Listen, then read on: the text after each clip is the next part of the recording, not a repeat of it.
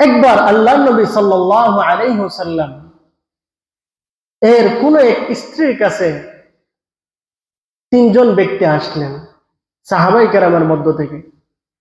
তিনজন ব্যক্তি এসে আল্লাহ নবী সাল্লাল্লাহু আলাইহি ওয়াসাল্লামের এক স্ত্রীর কাছে বলতেছে যে নবী করিম সাল্লাল্লাহু আলাইহি ওয়াসাল্লাম কি আমল করেন।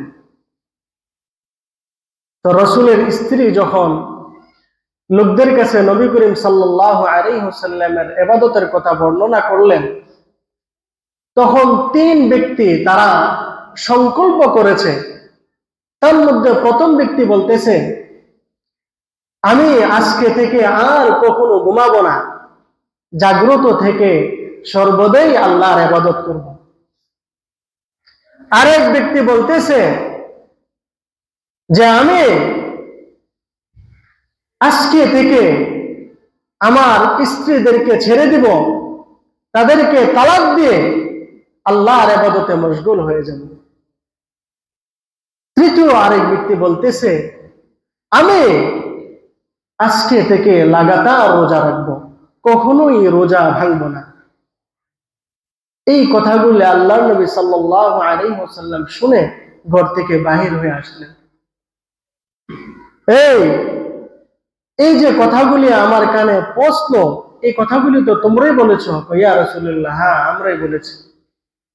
আল্লাহ নবী সাল্লাল্লাহু আলাইহি ওয়াসাল্লাম বলেন, আচ্ছা বলো তো দেখি, আল্লাহ পাক রব্বুল আলামিনকে তোমরা বেশি চিনো নাকি আমি বেশি চিনি? ইয়া রাসূলুল্লাহ, আল্লাহর সম্বন্ধে আপনি আমাদের চেয়ে অনেক বেশি জানেন, আল্লাহকে অনেক বেশি চিনেন।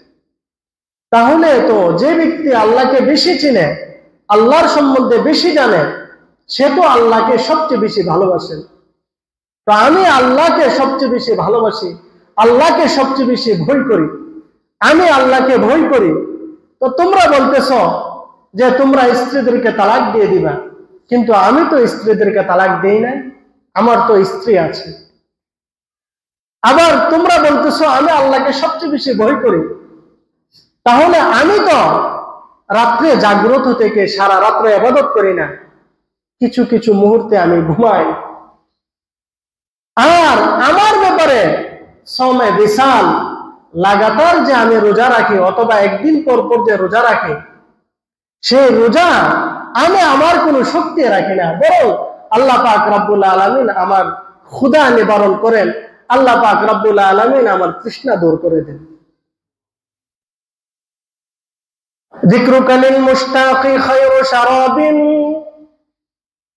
ذكرك للمشتاق خير شراب وكل شراب دونه كسراب وكل شراب دونه كسراب। এক কবি বলেন, প্রেমিকের কাছে প্রেমিকার আলোচনা অথবা প্রেমিকার কাছে প্রেমিকের আলোচনা, এটাই পৃথিবীর সর্বোৎকৃষ্ট শরবত।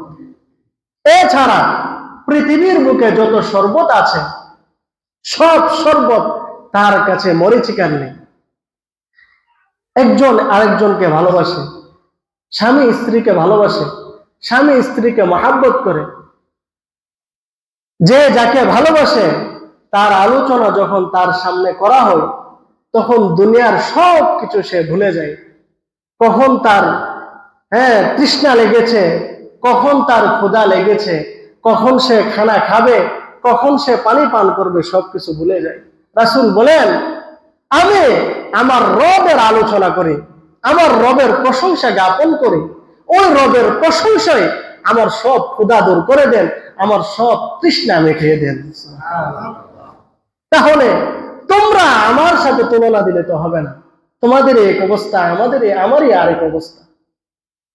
এই হলো আমাদের পূর্বপুরুষদের আল্লাহর প্রেমে মশগুল, আল্লাহকে স্মরণ করা, নামাজ পড়া, রোজা রাখা, জিকির আজকার করা, আল্লাহকে স্মরণ করার নমুনা।